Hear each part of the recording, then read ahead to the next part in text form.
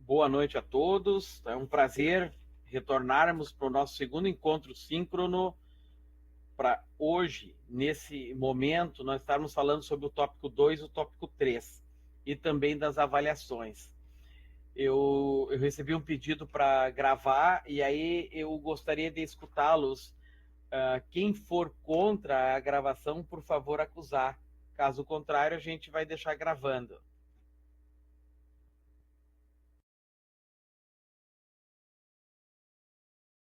Então, boa noite a todos. Então, a gente vai gravar a aula, tá? Aqui, pessoal, vocês conseguem visualizar, tá num tamanho bom para Sim. vocês? Vamos fazer uma reflexão, tá? No nosso primeiro encontro síncrono, nós trabalhamos com um assunto ambientes virtuais de aprendizagem. Ambientes virtuais de ensino e aprendizagem, AVA. Hoje, nós pretendemos vencer o tópico mediação didática, pedagógica e concepções e legislação em EAD, tá? Então, nós vamos vencer esses dois tópicos e precisamos falar sobre as avaliações. Como vai ser as avaliações e qual o prazo. Então, esse é o nosso objetivo, tá bem? Então, nossa pauta de hoje é o tópico 2, tópico 3 e as avaliações. Então, observe o seguinte, ó. Nesse tópico 1 que nós vencemos, mais o tópico 2, nós vamos finalizar a primeira atividade. O tópico 3, que nós vamos ainda abordar hoje, somado com o tópico 4 e 5, vamos envolver a segunda atividade. Nós lá no final da aula, nós vamos contextualizar, vamos reafirmar isso, que pode ser que tenha chegado colegas, né, em mais tarde, e aí eles vão ficar com essa informação. Vamos lá. Aqui, pessoal, vocês vão identificando que esse material aqui a gente já venceu.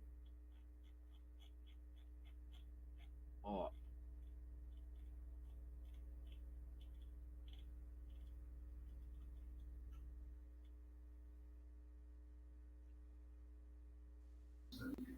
Ó. Professor, boa noite. Me ouve? Oi, eu ouço sim. Eu acho que a atividade está oculta, porque eu não encontrei. Aí eu Sim, vi ali, assim, na ela sua tela. ela tá oculta. Ela tá oculta, tá? Eu vou Ah, mostrar para sim. vocês, Rafa, tá? Ó, e é isso que eu vou mostrar agora, tá? Tá tudo oculta. Não tem atividade ainda. Vamos lá. Então, assim, ó, só para nós nos situarmos aqui, pessoal. Deixa eu só achar aqui o nosso conteúdo. Aí, tô indo muito rápido. Só para mostrar para vocês, as atividades elas estão ocultas ainda.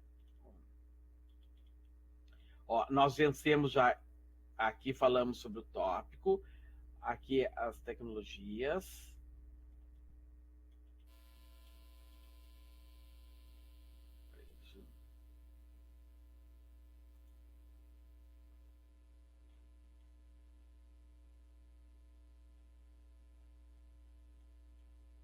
Ó, esse primeiro ciclo aqui nós já vencemos, certo?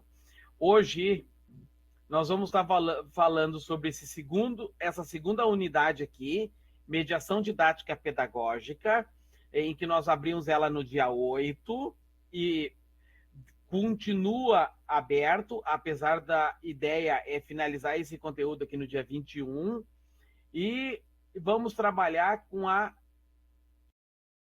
unidade 3, que foi aberto dia 22, agora segunda-feira. Vamos lá, pessoal, assim, ó, nessa unidade 2, vocês observam que a gente vai discutir sobre o papel do professor como facilitador mediador, situação de aprendizagem, as metodologias ativas da sala de aula invertida, aprendizagem baseada em projetos, estudo de caso, aprendizagens colaborativos e gamificação. Todos esses tópicos aqui, que eu chamo de metodologias ativas, sala de aula invertida, aprendizagem baseadas em projetos, estudo de caso, aprendizagem colaborativa e gamificação, eu tenho um material de apoio complementar que, de certo modo, com a permissão da redundância, vai aprofundar o conhecimento de vocês. O que nós vamos falar hoje? O material de leitura, material de apoio à leitura obrigatória, que nós vamos vencer apresentação, esse slide, que contempla todos os demais conteúdos. Reforço. Tenham dúvidas? Me questione agora no encontro síncrono ou me questione pelo fórum de contribuições e tira dúvidas. Aqui está ele, tá? Então, vamos lá. Como que esse ciclo foi dividido? Nesse material aqui, que eu vou chamar de aula expositiva explicativa, que eu vou explicar para vocês, nesse material, se vocês abrirem ele, vocês vão identificar que contempla no material de apoio complementar para aprofundamento. Então, tem conteúdos aqui, ó, que vão contemplar esse material expositivo explicativo. Então, se eu clicar aqui, ó, vocês vão observar que tem ali, ó, aprendizagem baseada em projetos, estudo de casos, sala de aula invertida, tecnologias e relações pedagógicas, questão de mediação e a revisão sobre a aprendizagem colaborativa mediada por tecnologia. Visualizar esses arquivos, olha, isso eu chamo de material de apoio complementar, porque se vocês entenderem o que eu vou explicar agora, está valendo. Não há uma necessidade de se especializar nesses 5 artigos, tá? Voltando aqui. Então, para a aula de hoje, a ideia é ver esse arquivo aqui.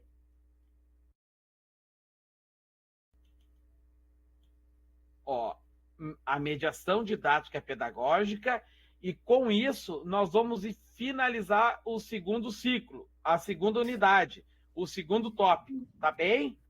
Feito isso, ainda hoje nós vamos fazer uma reflexão sobre as concepções e legislações em EAD. E aí eu vou falar para vocês desse material aqui que eu coloquei, o que significa, o que é necessário efetuar a leitura, tá? E nós vamos debater apenas esse aqui, que é as concepções e legislações em EAD, mas vou mostrar para vocês essas ferramentas aqui, ou melhor, os arquivos que eu disponibilizei. Agora, observe o seguinte, a unidade 4 não está disponível para vocês. Hoje de manhã eu trabalhei bastante nessa disciplina, ontem também, então já organizei o conteúdo da unidade 4 e já organizei o conteúdo da unidade 5, mas ainda não fiz as avaliações que estão aqui, ó, que eu vou falar com vocês então no final da nossa explicação. Tá ok, pessoal? Então agora vou fechar. Oi, Camila ou Vitória? A Camila. Oi. As avaliações, eu sei que você vai falar mais lá para o final, mas vai ser uma avaliação de cada unidade? Não. Não? Tá. A ideia, Camila, é uma avaliação sobre a unidade 1 e 2, peso 5, e a outra atividade é da unidade 3, 4 e 5, também peso 5. Tá? São 2 avaliações, eu pretendo fazer questões assim de relacionar colunas, selecionar a melhor alternativa, preencher lacunas, múltipla escolha, dando 2 chances de vocês responderem e considerar a melhor nota, tá? É claro que eu vou forçar que vocês, então, façam isso com tempo. Quero deixar bastante tempo para vocês, deixar aberto o período ali para vocês fazerem o exercício, mas pedir que vocês não percam o prazo, tá? Porque o prazo que nós temos aqui, ó, já vou adiantar aqui, até vou anotar. O prazo é do dia 13/5 a 19/5. E eu tenho do dia 20 a 23 para dar o feedback para vocês, ou seja, fazer as correções e publicar as notas, tá? Tudo ok? Sim, professor, muito obrigada. Tá, disponha. Vamos lá. Agora, pessoal, vamos trabalhar um pouquinho. Vamos falar sobre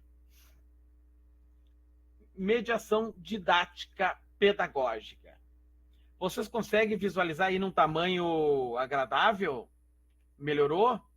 Sim. Melhorou? Ó, que bom Sim. que chegou mais gente. Boa noite pro pessoal.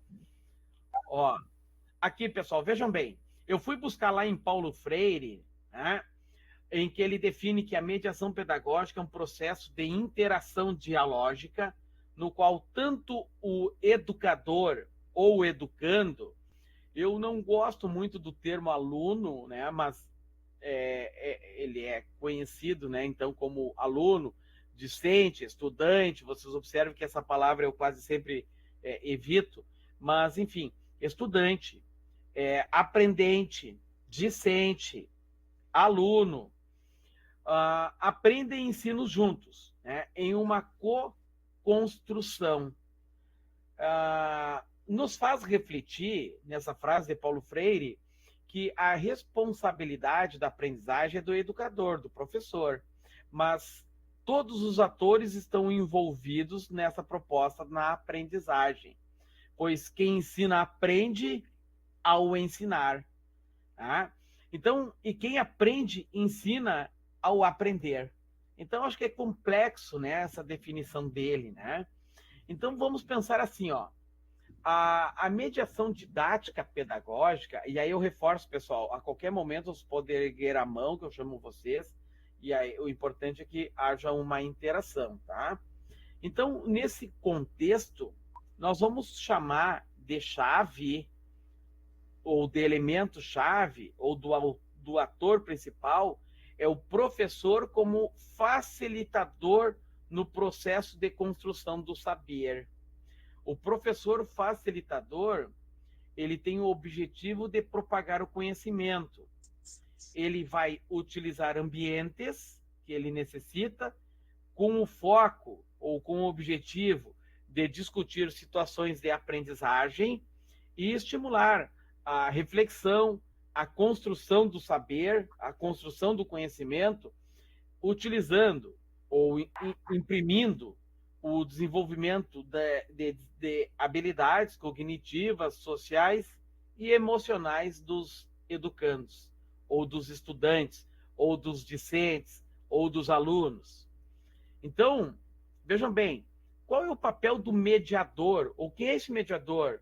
O professor, nesse momento, nessa nova filosofia de trabalho, nós esquecemos o método tradicional, em que Paulo Freire ele usa muito na pedagogia da autonomia, na educação bancária, em que ele cita que o professor deposita conhecimento, deposita informações como o estudante fosse um receptor daquelas informações e que não há espaço no método tradicional dele construir o seu conhecimento, porque ele só recebe aquelas informações.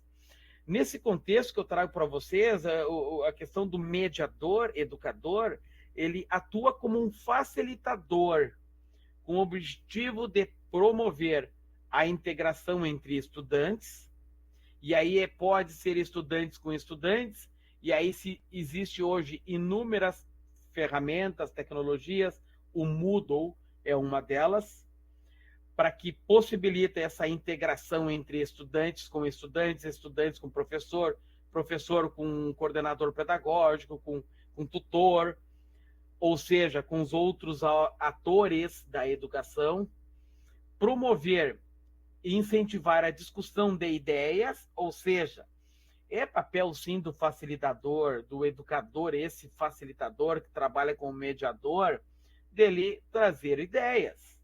Eu não posso, do nada, promover com que os estudantes definam um assunto a ser abordado. Por exemplo, nossa aula hoje nós vamos falar sobre processo de mediação pedagógica. Quer dizer, estou trazendo uma discussão. Não estou trazendo aqui algo fechado, mas sim uma possibilidade de que vocês também interagem e dê as contribuições de vocês.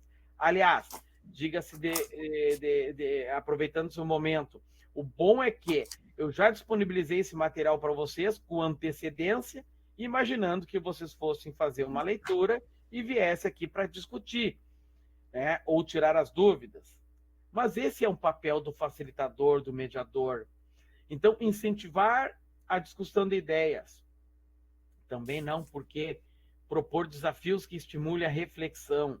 Então, no final da nossa apresentação aqui, a gente vai refletir sobre determinados temas. Será que o ensino tradicional, em que só o professor é o dono do conhecimento, que a ele está atrelado toda a responsabilidade do ato de ensinar, conduzindo de uma forma de depositar informações para o receptor, entendendo-se indicente dessa forma, ou, de um certo modo, construir saberes de uma forma dinâmica, fazendo com que o educador também estimule a pensar e a repensar sobre aquela ideia colocada, né? Porque se fosse para vocês assim, ó, vamos fazer um cálculo.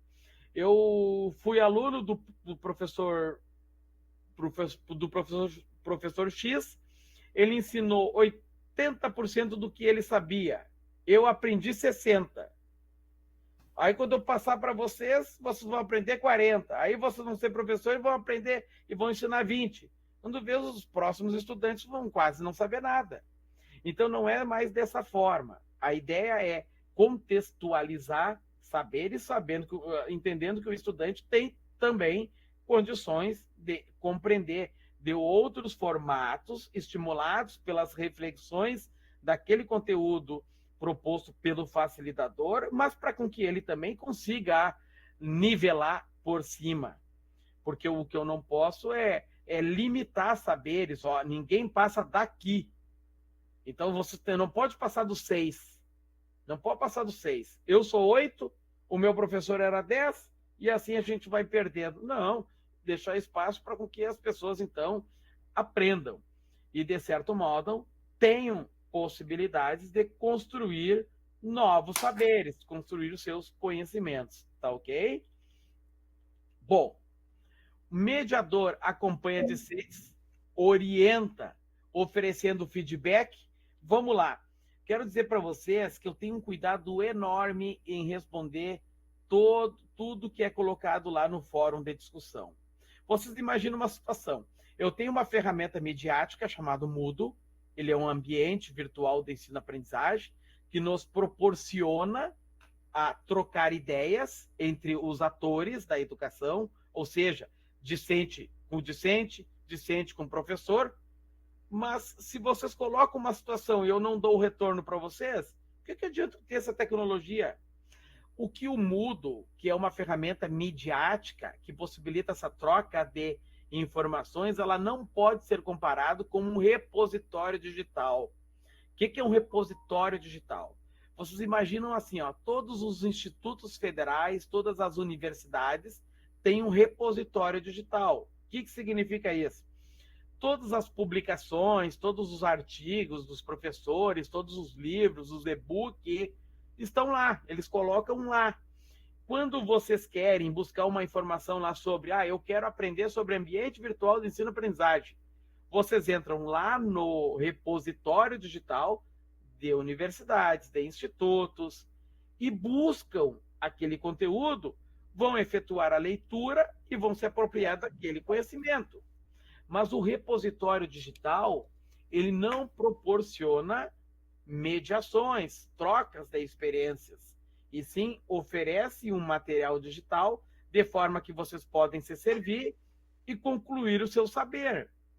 O Moodle é mais que isso. O Moodle, ele é uma plataforma, um ambiente que proporciona as trocas de experiências. Então, vejam bem, se eu vou postar um material e eu não abrir espaço para interação, eu não estou usando a ferramenta de uma forma adequada. Ou seja, não adianta ter recursos se eu não souber usar ou se eu não quero utilizar. E é por isso que é fundamental esse retorno, esse feedback.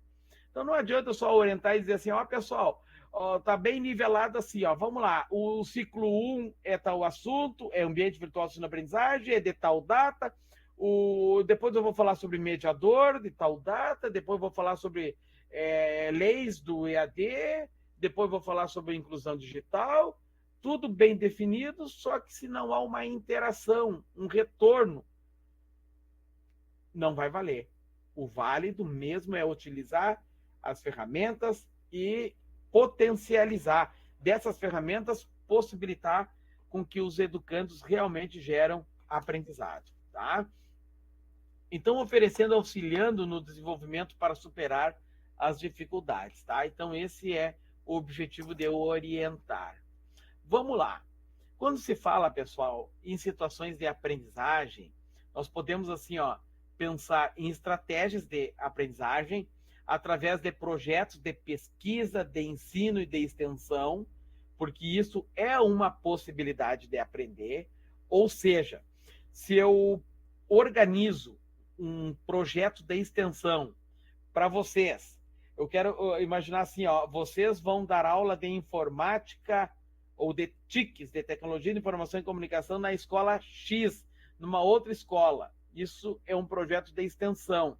Mas o que vocês vão ensinar? Vocês vão ensinar o que vocês aprenderam aqui na nossa disciplina e, ao mesmo tempo, vocês vão ter uma margem de buscar informações fora ao que nós estudamos aqui para aplicar numa instituição externa. É um projeto de extensão. Isso prova, então, que há uma possibilidade também de aprender com projetos, porque vocês vão ser servido daquele conteúdo para imprimir novas ideias e multiplicar essas ideias para outros beneficiados, para outras instituições. Então, pesquisa aplicado, fazer um estudo de casos sobre situações, problemas, situações vulneráveis, vai fazer com que vocês achem soluções e dessa forma é uma das possibilidades, é uma das estratégias de aprendizagem.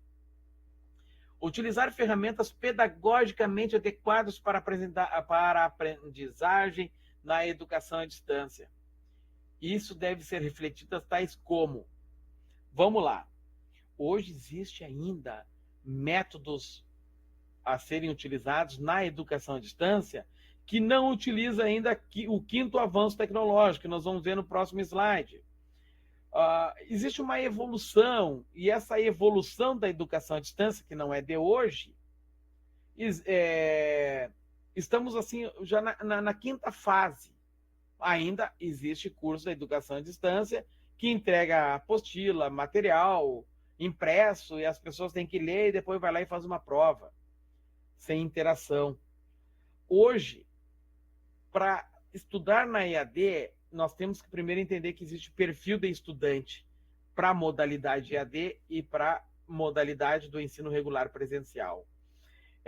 Que tipo de conteúdo deve ser impresso para contribuir ao discente, ao estudante, e como avaliar o saber desse discente. Vamos lá.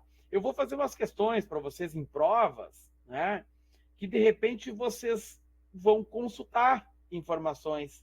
E eu não tenho nem como proibir, porque eu não vou fazer com vocês o que poderia, é dizer que vou bloquear todas as páginas, só vou abrir lá a página do Moodle que vocês vão executar, as demais vão estar tudo bloqueadas, vou exigir que vocês tenham uma webcam para que eu consiga visualizar o que vocês estão pesquisando, se não tem alguém auxiliando. Mas não, a EAD ela dá essa autonomia, né? Então, vocês vão fazer a prova como vocês acharem melhor, né? É importante, por isso que eu coloco, ler, material de apoio, leitura obrigatória, porque tem que ler, precisam saber aquilo. Material de apoio complementar, para complementar o saber baseado naquele material que eu produzi. Então, se aconselha a que faça a leitura, mas que não há uma obrigatoriedade por entender que vocês não vão fazer apenas a minha disciplina. Assim, vocês têm outras disciplinas a estudar, tá? Tem a questão do trabalho, vocês em muitos momentos... Oi, mas pode ter alguma coisa desse material complementar ou não? Como é que é, Vitória? pode cair alguma questão Pode. desse material complementar? Até pode, Vitória, cair alguma coisa do material complementar, mas é mais fácil cair do obrigatório, tá? Eu não fiz ainda, né, a prova, nenhuma das atividades, tá? Prova. Eu vou chamar de atividades avaliativas, porque provavelmente vai ser 2 provas ou 2 trabalhos, sabe? Elas são bem próximas uma à outra, tudo nessa ideia. Então, mas pode até cair, mas não, a maioria é a leitura obrigatória, tá? Bom, situações de aprendizagem na EAD. Conteúdos como multimídia, vídeo, jogos eletrônicos, infográfico, vocês observam assim que normalmente as minhas apresentações elas são tudo ou estilo de infográfico ou mais nesses mapas conceituais, tá? Eu também não abro mão desses recursos de videoconferência, de webconferência, dessa possibilidade de vocês me enxergar falando e trocar ideias e questionar de uma forma síncrona, né? Então, eu acho que isso aí também tudo vem a somar em termos quando se fala em aprendizagem na EAD, né? Vocês gostam desses encontros síncronos ou acham desnecessário? Eu adoro, porque só ler e assim não tem como aprender. Às vezes é difícil, né? Bom, facilitadores, mediadores na aprendizagem. Qual é a função do professor facilitador? Então, ele é um especialista no processo de aprendizado, não necessariamente no conteúdo da sua disciplina, mas ele deve buscar ferramentas que venham facilitar esse tema a ser abordado na disciplina dele. Então, mediar entre estudante e conteúdo, facilitando a construção do conhecimento entre todos os atores da comunidade escolar. Quando se fala comunidade escolar, nós estamos definindo assim, todos da escola, da instituição. Eu falo com um coordenador pedagógico, o coordenador de curso, o coordenador do núcleo. Então, todos se envolvem, todos eles têm participação na construção do conhecimento. Bom, qual é a missão do facilitador? Promover a interação e fazer questionamentos certos para gerar participação coletiva. Pergunto, que ferramenta eu posso utilizar? Um exemplo de ferramentas, eu como facilitador, eu posso utilizar para provocar essa interação com vocês, estudantes. Que exemplo? Eu acredito que os jogos, sejam jogos eletrônicos ou jogos criados pelo próprio professor mesmo. Isso ajuda a dinamizar o conteúdo. Isso, sistema de gamificação, né? Crescendo bastante, né, Alessandro? Muito boa contribuição. Exatamente. A gamificação hoje está assim, é comprovado que os estudantes se despertam, têm um maior interesse pelo game, né? Gamificação. E isso faz com que eles aprendam de uma forma mais lúdica, não tão cansativa, não tão dolorida. Eu tenho um artigo que diz assim, se aprende com amor ou com a dor. Quando a gente gosta de estudar, a gente vai ler, vai estudar porque gosta. Então, eu estou aprendendo com amor. E, às vezes, a gente precisa aprender na dor, porque eu preciso saber para ser um bom professor, eu preciso saber para arrumar um bom emprego, e aí eu não gosto de estudar, mas aí eu preciso. Então, eu vou aprender pela dor. Eu posso citar, por exemplo, assim, a questão dessa ferramenta que eu estou utilizando, por webconferência da RNP, o Google Meet, o Zoom. Todos esses são ferramentas que permitem eu promover uma interação, porque no momento que eu estou síncrono, eu estou falando, mas estou dando voz para vocês. Quem quiser, levanta a mão e faz um questionamento. Então, eu estou provocando uma interação, correto? No momento Sim. que eu abro um fórum de discussão, eu também estou dando voz para vocês. Eu também estou promovendo uma interação, porque eu jogo um conteúdo e fico na retaguarda para ver o que vem. Ou algo construtivo, e normalmente eu coloco lá fórum de contribuição e tira dúvidas. Normalmente eu trabalho dessa forma, porque contribuição num determinado assunto vocês podem pincelar, potencializar. O exemplo do Alessandro, ele poderia lá fazer um discurso sobre gamificação. E aí eu vou retornar sobre isso e todos os colegas vão ler. Isso aonde? Lá no fórum. Então, ele provocou, não necessariamente assim, ó, eu investiguei, eu promovi uma interação, mas não é só eu que devo falar. É interagir entre os atores da educação, professor e estudante. Então, no momento que eu provoquei essa interação, ó, quais são as ferramentas de questionamento? Aí vem o Alessandro e responde, gamificação é uma, fórum de discussão é outra, Google Meet é outra, o Zoom é outra, e aí assim sucessivamente. E aí a gente vai conceituando e, de certo modo, proporciona um aprendizado a todos os envolvidos. Não só professor, não só estudante. Aí a gente pensa lá naquele meu primeiro conceito lá dado, visto do que define Paulo Freire. Estudante aprende quando ensina e professor ensina quando aprende. Né? Então, mais ou menos nessa ideia. Bom, criar meios para escutas, né, decifrando os atores da educação. Tá? Então, isso que a gente estava definindo. Vamos lá. Esse tema, metodologia ativa, tem um artigo referente a só isso. Então, reforçando o que a Vitória nos colocou, esse tema aqui, ó, vai cair. Esse metodologia ativa, eu sintetizei alguns artigos. Então, um resumo nós vamos abordar aqui. Mas se vocês querem entrar na complexidade dos fatos, se aprofundar, tem material ativa, tem lá sobre a sala de aula invertida, sobre aprendizagem baseada em projetos, sobre estudo de caso, e sobre aprendizagem colaborativa e sobre gamificação. Todos isso aqui tem artigos lá no material de apoio complementar. Vocês entenderam qual é a minha ideia do apoio complementar? Então, de certo modo, eu utilizo... Quem quiser se aprofundar o que eu estou sintetizando aqui. Certo? Tudo bem? Bom, então, metodologia ativa. Vamos lá. Em vez de receber informações de forma passiva, vou dar um exemplo para vocês. Agora, se eu chegasse aqui e dissesse assim para vocês, ó, atenção, não existe interação. Só eu entendo, só eu sei ensinar, só eu domino esse conteúdo. Então, vocês só podem ouvir e não podem falar.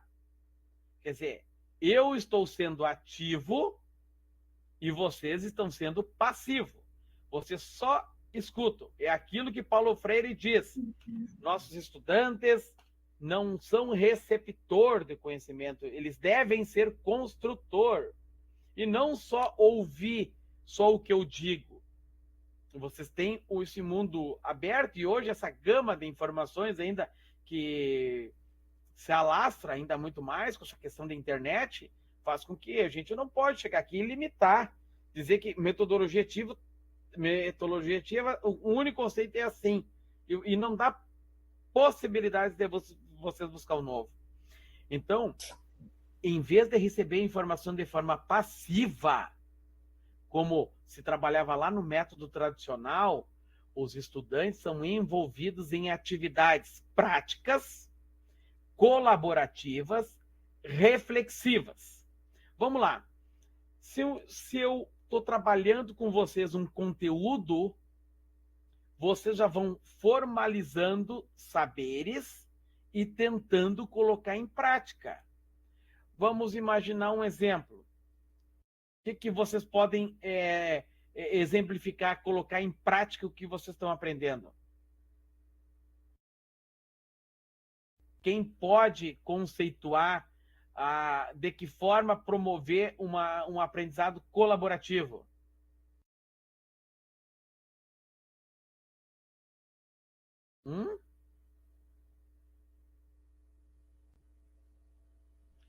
Ó, vamos ver. Alguém arrisca?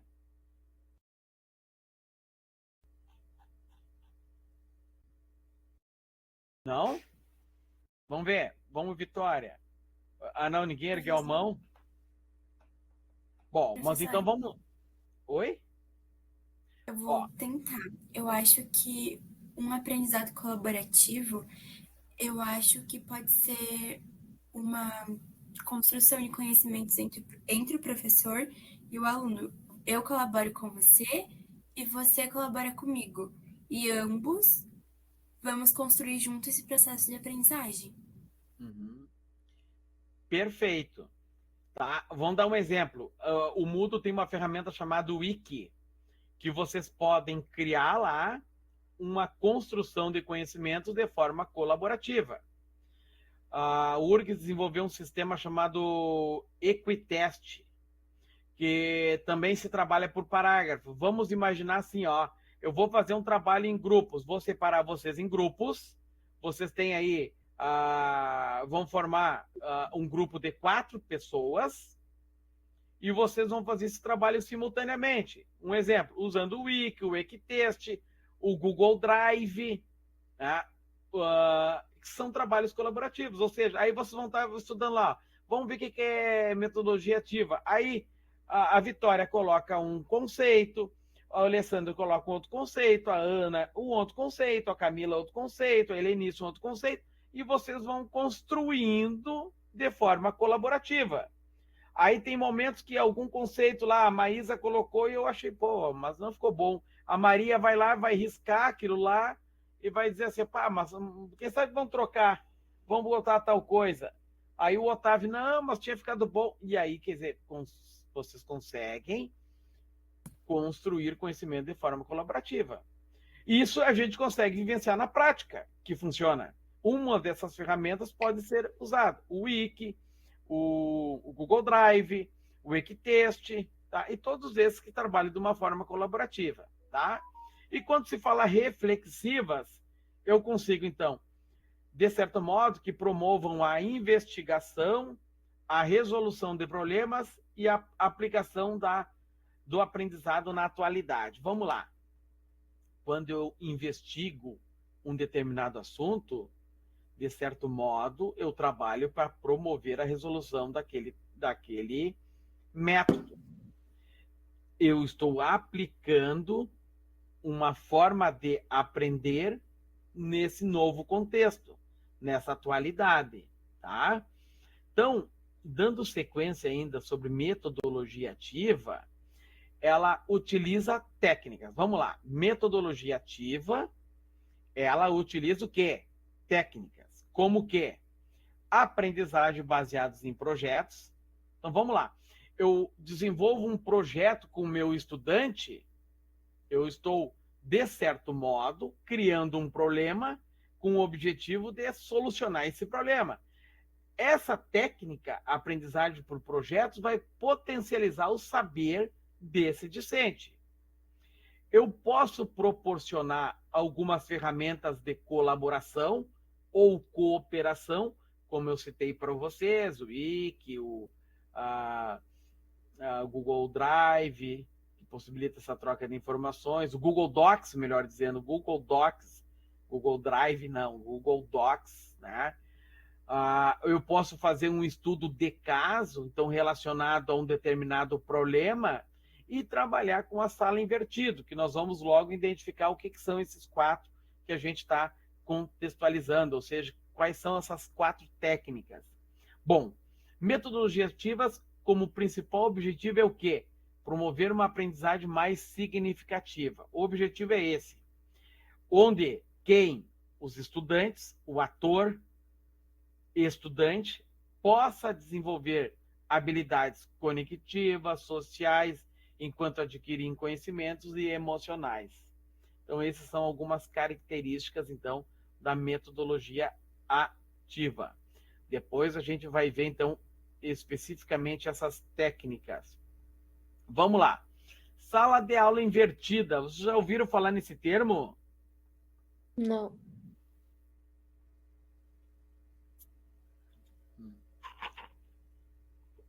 Pensem assim, ó. Vocês estão tendo aula todas as noites.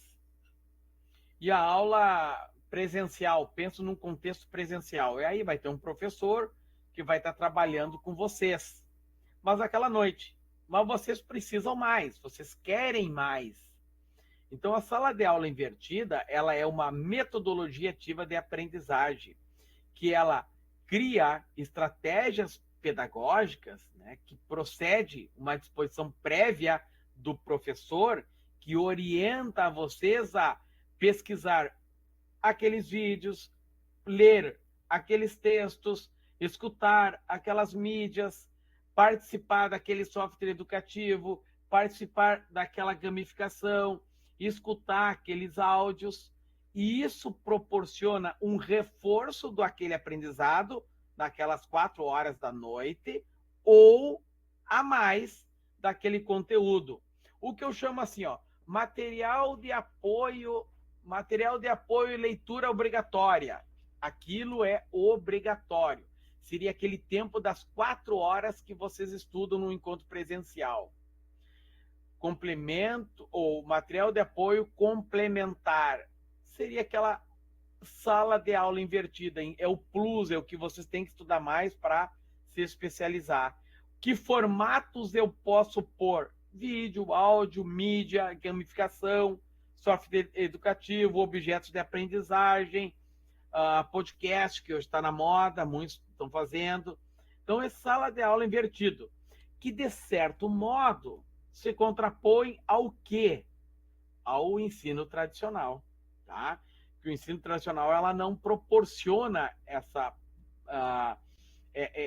sala de aula invertida, né? Ou essa busca de informações fora das 4 paredes de uma sala de aula, né?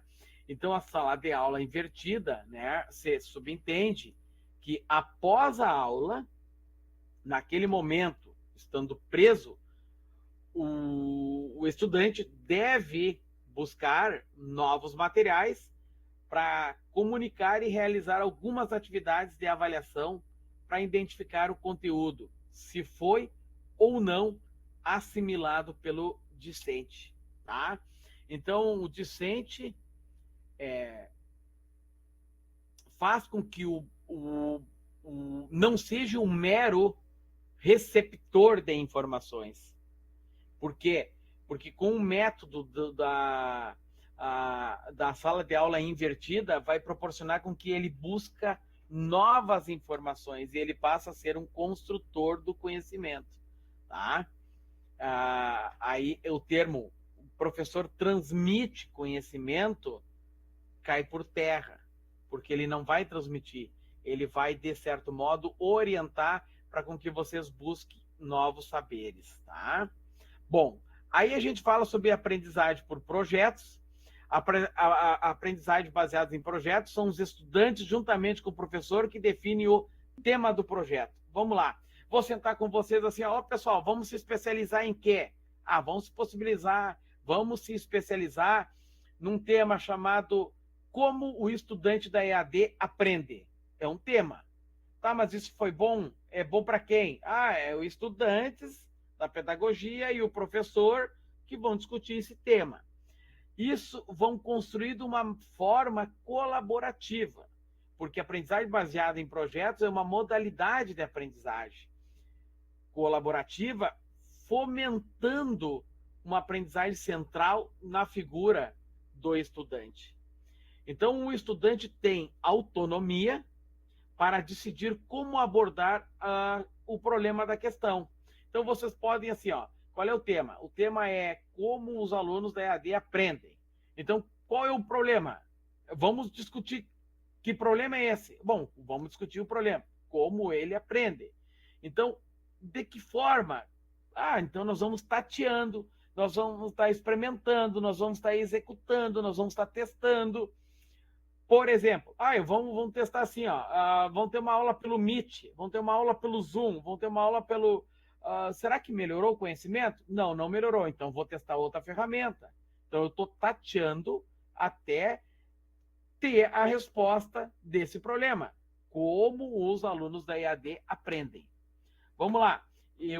Claro que eu já fui além, e aí através de muitos testes que já foram feitos, foi identificado que aulas síncronas, a esse exemplo aqui, se aprendem melhor do que aulas assíncronas. Ou seja, se eu só colocasse o material lá no Meet, lá no Moodle, e pedisse para você se servir do conteúdo, e as informações estão tudo lá, e se quer orientar, dividir por ciclo, por módulo ou por unidade, ficaria bem mais completo, bem mais difícil de aprender, né? Então é necessário a gente ir pelo tato, experimentando, até conseguir entender que o objetivo dessa metodologia, né, tateando, nós vamos achar uma melhor forma de descobrir qual é a melhor forma de construir conhecimento entre professor e aluno. Então, a aprendizagem baseada em projetos, ela estimula o pensamento crítico do estudante, levando os mesmos a coletar informações, estimular e discutir questionamento, compartilhar ideias com colegas e concluir com seus pares, né? Porque às vezes as dúvidas ou se aprende mais com um colega do que com o professor. Isso é bem comum, tá? Bom, quanto ao estudo de caso, proporciona inúmeras possibilidades de pesquisa. É possível pesquisar, analisar o estudante, o professor, a turma, se o plano de ensino estava completo ou não, se a comunidade escolar, num contexto geral, desde a parte da estrutura física ou da biblioteca, se está ok ou não, o currículo, se deve ser inovado, se a biblioteca ela deve ser atualizada. Então, isso se define, então, um desses tópicos. Bom, aprendizagem colaborativa refere-se, então, ao processo de inserção social em que os estudantes trabalham atualmente em conjunto com objetivos de aprendizagem compartilhada e participam de um processo de aprendizagem. Aprendizagem colaborativa, os estudantes não são mais receptores passivos, mas sim o quê?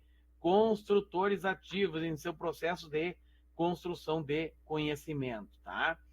Bom, gamificação, muito citado, ou bem citado pelo Alessandro, pode ser usado, então, para tornar o processo de aprendizagem mais interessante, porque já está comprovado, e aí a gente, pelo tato, já conseguiu identificar que os estudantes estimulam, ficam mais motivados quando aplicado a técnica de gamificação, porque ele é uma técnica que utiliza elementos de jogos. Tá? Então, esse aqui é o referencial. Pessoal, até aqui alguma dúvida? Não? Não vou precisar... Oi, Vitória? Ainda bem que vai ficar gravado, porque eu já tô socorro. Pois é, eu entendo. Eu até vou dar mais uma tocada rápida, pessoal, porque nós temos outras coisas para ver e a gente não devem passar das 10 horas, mas vou estar à disposição de vocês. Só um pouquinho. Sem dúvidas, vamos para um segundo tópico. Vamos lá. Vou aumentar um pouquinho aqui. Melhorou? Sim. Ó, nesse segundo tópico, eu acho que eu vou fazer o seguinte, ó. Eu quero só fazer uma reflexão aqui, ó, que eu coloquei esse arquivo aqui, ó, mais para despertar, para complementar, despertar o interesse de vocês. Legislação em EAD. Ó, esse artigo aqui consta a lei estadual, ou seja, de vários estados. Tá? Isso aqui está lá como material. Tem que decorar isso aqui? Impossível. São 473 laudas. Então, porque você saiba, me despertou interesse lá do meu estado. Se vão clicar no estado, vão ver que situações estão. Tá? Então, é por curiosidade. Ó. Vai cair na prova algo daqui? Não. Não vai cair nada daqui. Tá? Ó, e depois eu coloquei também aqui, ó, pessoal, as unidades. Isso aqui eu trabalhei no curso de formação de professores junto com uma colega e a gente fez assim, ó, uma pesquisa sobre o surgimento da educação à distância, que ela não é dos dias atuais, né? O que modificou, e aí nós vamos fazer uma reflexão, é a evolução da educação à distância, né? A modalidade, ela é desde o século XVIII, já existem, né? Então, aqui a gente faz uma introdução, apontando aqui por datas de divulgação de cursos, né? A exemplo lá de 1904, curso de datilografia, aqui no Rio de Janeiro. Hoje nem existe mais máquina de datilografia, na verdade, acho que nem... depois apareceu a informática, né? Daí a gente já chamava de datilografia computadorizada, né? Porque se trabalhava aquela questão ASD, FG, cedilha, H, L, J, H, e aí para pegar velocidade, né? Mas já no teclado, né? Então houve essa evolução que a gente relata aqui, e depois essas gerações aqui, que nós vamos conversar lá no outro slide. Mas para quem despertar interesse, então, para conhecer um pouco mais da legislação, nesse material aqui tem. Pode ser que algo daqui caia na prova? Sim, pode ser. Mas vocês vão observar que isso aqui são 8 laudas, então é só passar os olhos e tá bem de boa, tá? Então, vou fechar esse aqui, vou fechar esse aqui e vou voltar para esse, que está como material de leitura obrigatório. Eu entendo que aqui está um resumo daqueles outros artigos, então esse é o principal, tá? Vamos lá, surgimento da EAD, aqui o relato que em 1904, depois 1923 a fundação da Rádio Sociedade no Rio de Janeiro, criação da Rádio Difusão Educativa, né, do lado... Oi? Essas datas são importantes, então. Não sou viciado em data, não vou judiar de vocês. Já pensou botar numa prova assim, o que aconteceu em 1941? Não, eu acho pouco criativo. Eu quero estar bastante inspirado para não precisar fazer uma questão desse tipo, de sacanear, né? Porque botar uma data lá, apesar do telecurso do segundo grau... Vai virar aula da história. Tá? Não tem essa... A não ser assim, que sejam, por exemplo, a criação do telecurso segundo grau, isso aqui potencializou bastante.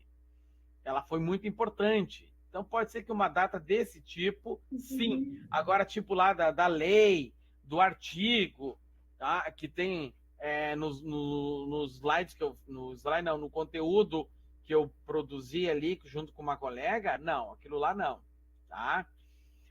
Agora aqui, olha essas gerações aqui. Essas gerações, sim, é possível. Tem uma questão daqui. Vejam bem, pessoal, vou ter que diminuir um pouquinho. Essas gerações assim, foi definido, tá? Nesse texto aqui que foi tirado daquela fonte do Moore e do Kelsey, tá? Essas 5 gerações que foram definidas por eles são as 5 gerações da educação à distância. Hoje, nós estamos em qual das gerações? Eu acho que já estamos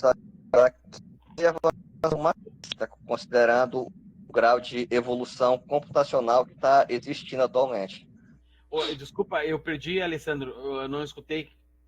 Para mim, cortou. Qual geração?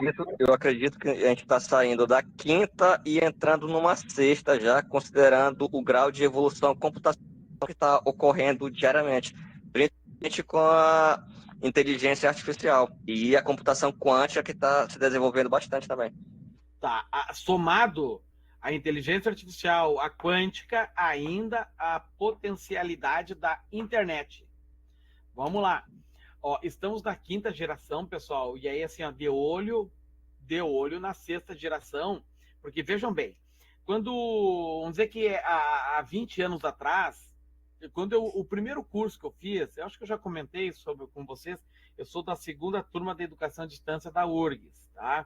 Foi a primeira pós, na verdade, sou da 2ª turma da pós de Informática na Educação pela URGS, tá? Naquele tempo, em 2002, a aula era discada. A minha professora, faleceu já, a Liane Tarô, uma das pessoas com mais conhecimento em informática do Brasil, ela passava viajando, então ela ia para outros países e lá já tinham a tecnologia 2G, 3G, e ela, aqui no Brasil, na nossa região, na região onde eu morava, ainda era fraca. de certo modo, a internet era discada, então o conteúdo a gente perdia bastante coisas, né? Mas estava valendo. Para você ter uma ideia, da internet 3G para 4G aumentou 500 vezes. Da 4G para 5G vai aumentar 1000 vezes a capacidade dela. Isso vai fazer com que eu consiga fazer um download em segundos. Vou baixar um vídeo em segundos. Por quê?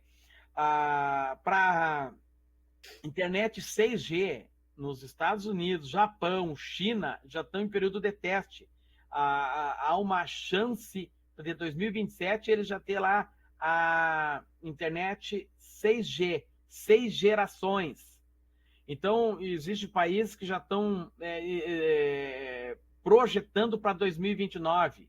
Nós, aqui no Brasil, há uma possibilidade de 2030 ter a velocidade da internet 6G. Então, veja bem, como está sendo rápido, tá? Então, às vezes, eu também me apavoro, porque hoje nós estamos vivenciando aqui a 5ª geração, tá? Porque a 5ª geração, ela envolve com aulas, gravações de vídeo, essa possibilidade de disponibilizar o meu vídeo, vocês fazer o download do vídeo ou do áudio, a possibilidade de fazer uma transmissão de videoconferência, o que nós estamos fazendo aqui, que vocês enxergam uma imagem, me escutam, e eu também tenho condições de enxergar a imagem de vocês e de escutar. Então, isso aí já é faz parte da 5ª geração, tá? Mas eu me apavoro que ainda tem cursos na modalidade de educação à distância que ainda entrega livros para os estudantes, eles vão lá no polo, pegam o livro, lê o livro e faz a prova. Não são mediados por tecnologias. Não vou discutir aqui se tem qualidade, se não tem qualidade. Eu vejo que eles não estão inseridos, a educação à distância, no uso das inovações tecnológicas. E isso é preocupante. Tá? Bom, a legislação, a LDB, ela contempla, eu comentei com vocês e reforço, a educação à distância, ela potencializou, ela hoje tem 66 estudantes matriculados na modalidade à distância. Quer dizer, superando o número de estudantes matriculados no ensino regular presencial. E a projeção do MEC era para esse aumento ser em 2026. E justifica-se que adiantou essa data de 2023, um momento que já ultrapassou, e nós estamos em 2025, devido ao momento pandêmico que vivenciamos. Quer dizer que aquela dor que vivenciamos, ela despertou naquele trabalho remoto o aceleramento da educação na modalidade à distância. Então, vamos lá. O MEC tinha uma projeção, aumentar a carga horária. Desculpa, tocou o interfone da minha casa, eu me perdi. Vamos lá. O MEC projetava para aumentar o número dos alunos da modalidade EAD para 2026. Esse número caiu para 2023. Hoje, 2025, o último censo que foi feito, que eu busquei lá no Anísio Teixeira, foi identificado que 66% são matriculados na modalidade de educação à distância. Então, de certo modo, isso foi alicerciado pelo quê? Pelo período remoto que trabalhamos lá em 2021 e 2022. Pandemia, o Covid, né? Aquele período pandêmico que vivenciamos, ela, de certo modo, contribuiu para aumentar os alunos nessa modalidade. Tá? Bom, aqui então eu falo sobre a LDB, que ela contempla curso. Vocês vão ser concluintes do curso de pedagogia e vão ter o mesmo peso do diploma de alguém de uma instituição particular, de uma escolação pública, presencial, então todas elas têm a mesma importância. Aqui eu falo sobre a legislação. Aí a Vitória vai perguntar, vai cair na prova o que aconteceu em 2011, o que aconteceu em 2012, 13, 17, 17, 18? Não. Essas informações aqui, se for, vai ser uma questão assim, ó, eu não fiz a prova ainda, né? Então fica difícil de eu dizer para você se vai cair ou não vai cair. Mas, de certo modo, não... A gente Oi? vai ver, cai tudo, né? Pois é, Vitória, mas eu vou deixar bastante tempo para você fazer a prova, tá? E vai ser tipo assim, 10 ou 20 questões, tá? Não vai ser nada tão... E não vai ter nada de escrever, né? A ideia, não. Se tiver, vai ser bem pouca coisa, tá? Bom, dúvidas até aqui, pessoal? Não? Vamos falar sobre avaliação?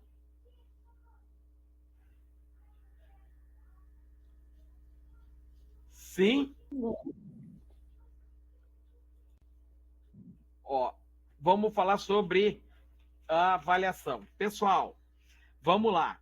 Quero reforçar com vocês, ó. Unidade 1 e unidade 2. A primeira avaliação vai ser envolvida essas duas unidades. Eu pretendo fazer 10 ou 20 questões referentes a essa unidade 1 e unidade 2, tá? Na unidade 3, 4 e 5, também vou fazer uma atividade envolvendo de 10 a 20 questões, também com peso 5. Somado essas duas notas, vocês precisam tirar 7 para ser aprovado. Quem tirar 6 e 9 vai ficar em exame. Quando que é o exame? Lá no final do semestre. Vou repetir. Primeira avaliação. Eu vou chamar de atividade avaliativa 1. O que vai envolver? O que vai cair? Vai cair a unidade 1 e unidade 2. Quanto que vai valer? Vai valer 5. Ou seja, 50% do valor da disciplina. Vamos lá. Quantas chances vocês vão ter para responder? 2. Qual vai ser o meu critério de escolha? A melhor nota de vocês. Então vamos imaginar assim, ó, que eu errei uma questão das 20 e na outra eu errei 2. Vou considerar que vocês erraram menos. Certo? Até aqui tudo bem? Uhum. Na atividade avaliativa 2, nós vamos envolver o conteúdo da unidade 3, que a gente trabalhou hoje, vai envolver a questão de legislação, a unidade 4 e a unidade 5, que eu não abri ainda. Então, se vocês acham necessário, eu posso marcar um outro Meet para falar sobre a unidade 4 e 5. Vocês preferem um outro encontro Meet? Eu acredito que seria interessante, professor, Sim. um novo encontro. Sim, Tá, por favor. então vamos combinar o seguinte, a gente não vai envolver, não vamos falar sobre a atividade 2 ainda, a gente vai, eu vou fazer já essa atividade esse final de semana, tá? Ou até terça-feira eu vou fazer a atividade atividade 1 e vou postar para vocês e vou mandar uma mensagem lá pela plataforma, vou mandar um e-mail informando que atividades vocês já podem fazer. Mas, de qualquer forma, eu só vou corrigir no dia 20. Então, eu vou dar o prazo para vocês aí até o dia 19 para fazer, só que vocês vão ter mais tempo para fazer. Só que imagina assim, ó, o tempo de vocês vão estar corrido, então a ideia é que vocês já façam, finalizem essa atividade 1, o módulo, o tópico 1 e 2, com essa atividade. Por isso que eu já vou fazer semana que vem. Pode ser? Pode sim. Tá, então uma atividade que envolve a unidade 1 e 2, semana que vem, assim que eu terminar, eu vou mandar para vocês e vou avisar, tá? Então vocês me aguardem, pessoal, a gente marcar um outro encontro, vai ser, acredito que rápido, tá? Acredito que rápido, porque a gente vai falar então só atividade 4 e 5, já que as avaliações praticamente já vai estar definidas, tá? Tudo ok, pessoal? Para rever essa aula, a gente entra no mesmo link. Não, para rever essa aula eu vou botar lá no Moodle. Eu vou baixar essa aula, tá? Eu vou baixar essa aula, vou botar lá no YouTube e o link eu vou pôr lá no Moodle, mas isso amanhã, que até que eu baixe, tá? Tudo ok? Porque é muito conteúdo, vou ter que ver de novo. Tá. Mais perguntas, pessoal? Acho que não, que a aula foi bem produtiva, até porque o conteúdo ele era um conteúdo bem de fácil assimilação, e com a explanação que o senhor fez hoje, eu acredito, pelo menos para mim, foi suficiente. Perfeito, Alessandro. Obrigado, então, tá? Pessoal, vou encerrar a gravação, tá bem? 1h e 7 minutos de gravação. Então, vou encerrar a gravação.